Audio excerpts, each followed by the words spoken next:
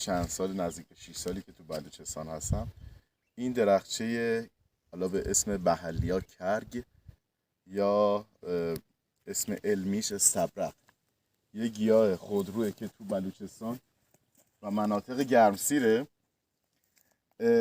این معروفه به طلای سبز بلوچستان. حالا از قشنگی گلش که بگذریم، یه شیره سفید رنگی لای این ساقه هاش هست که الانم خوش شده به صورت قطره چکیده که تو اینترنت سرچ کنید خواص داروییش و اینا میاد. و یک میوه‌ای داره شبیه بادام سبز رنگ.